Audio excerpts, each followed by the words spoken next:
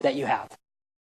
Now, the other thing to think about is many of our startups and innovators forget the fact that there's a regulatory framework that we need to fit under.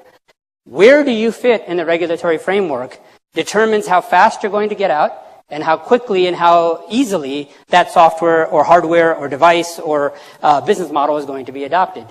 On this side, you see the least regulation, where things like patient education and patient administration. So patient administration is typically where EHRs sit.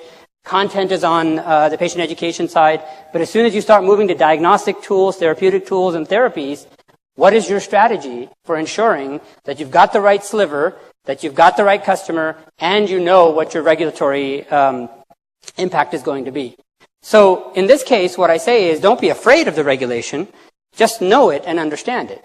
In fact, if you're doing something in the patient administration side and you have a gut feeling that a few years from now, as I do, that even electronic health records in a few years will be regulated more than they are regulated today, very similar to how mHealth, mobile health, the devices will start getting regulated. Whether it's the FDA that does it, whether it's ONC that does it, we don't know, nor should we care.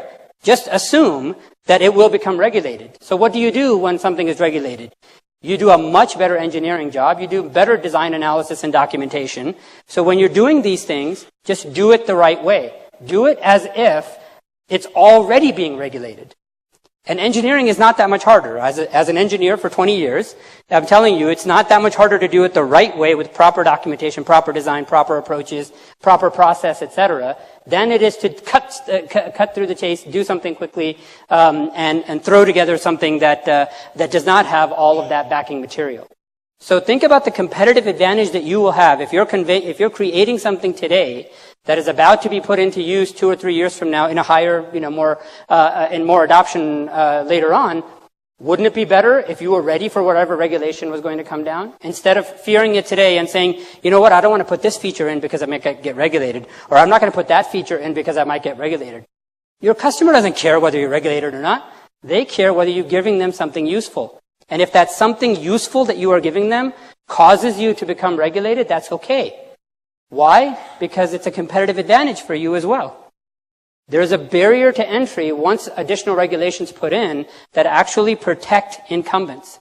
That's not a good thing to say from a marketing point of view, from a industry point of view, from a patient's perspective. But if you're building something and you're putting in tens of millions of dollars worth of investment, it's good to know that you have some protection from someone else who just could come out and copy what you're making. And it's not about patents and other things. I mean, those IP protections and things are important. But one of the biggest problems that I've seen, especially folks who are working in mobile today, and the side of health software that's getting into this point, the diagnostic side. In the therapeutic side, they're actually pretty good. But there are a lot of mobile apps that are moving from education to slight diagnostics. And they say, well, if I put this feature in, I don't want to do that because then the FDA is going to start regulating me. That's just crazy. If it's useful to your customer and it can sell your product, do it. And that's what's important about this. Now, so one other thing that has been talked about a lot this morning is what is the specific problem that you're trying to solve? And that doesn't mean that I'm trying to create health or I'm trying to get engagement, etc. That is a process by which you're going to solve your problem. What is the actual problem you're trying to solve has to be something that is both important to the buyer as well as the user and the benefiter. But more importantly, you have to know what it is, because if you've got a team of guys like me, if you've got 20 engineers, and every one of us has our own great ideas, because every engineer is the smartest engineer that he knows, you're going to find out that there's a lot of variation in what gets created. And so when we go through this, it seems like one of those obvious things is to say, well, of course we know what problem we're solving, but I bet you walk into half of the shops, you pull together engineers, they couldn't answer this question for you. They hope that somebody in product management knows it. They hope that somebody in marketing knows it, but it's not important for the engineers to know it, right? That's just crazy. It's insane. These things, are you in the payment modeling business? Are you in the pricing transparency business? What business are you in? You're not just in innovation.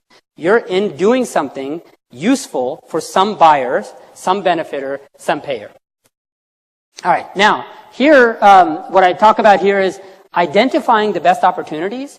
is not easy. And so there is a reference here, down here, to this particular Harvard Business Review article on the 5 C's of opportunity identification. And so one of the drawbacks that I've seen today is, and this is not a knock on any of the government folks. I mean, I do plenty of work with government right now. But what's happening is that the government it has a lot of challenges and a lot of programs where there are contests are being run, which are awesome. I think they are absolutely necessary. The problem is that a lot of entrepreneurs are chasing the contest. They're chasing building an API. They're chasing building that instead of running through and figuring out based on their customers, their needs, etc., what is the specific innovation that they're trying to come out with. And so what's happening is that we're getting a lot more software. Like this company I spoke to a couple of days ago, they built this thing. They built it in 6 hours. Now, that wasn't a big deal. Building a nice-looking PHR in 6 hours is not a big deal. Why? I've been in this business for a long time. We could throw a lot of cool stuff together in a very short amount of time. But it's going to take those poor guys months to figure out how it's going to get paid for. And that's really where additional help is needed from a government, from nonprofits, et cetera, is helping figure out once the challenge has been won, somebody's got something done, how do these companies, and this is done in more formal grant programs like the NIH grant program or the NSA, the NSA actually has a grant program, but the National Science Foundation's grant programs, et cetera, they have a process by which you come up with the idea and then they help you commercialize it. That's a slight weakness that I see right now is that we've got a lot of things going on where technology is being built, but as we all know, that's the least of our problems. It's not the end of our journey, it's the beginning of our journey to have the product that you think that you want. Now, up here, the question around payment design comes up. A lot of us are more involved in the, quote, sexy side of patient care, things like personal health records, electronic health records, mobile devices, etc. But many of our problems right now stem from the fact that we don't have direct access to an understanding of the payment models and where we sit. So with this particular thing, I'm going to go ahead and start wrapping up here, and if you have some questions, please do ask. But as I mentioned, there's a little bit more content here. I do this presentation usually annually at the NIH SBIR program, the Small Business Innovative Review.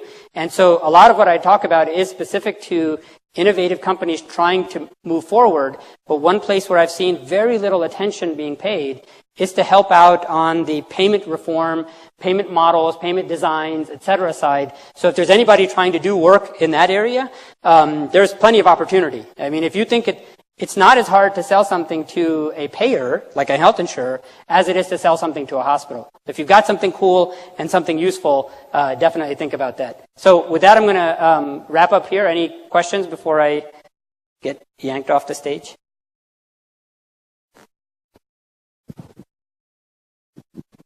Thank you. A really nice presentation. Could you say a little bit about channel strategies? One of the things, obviously, that a lot of us encounter is just the difficulty in forming contracts.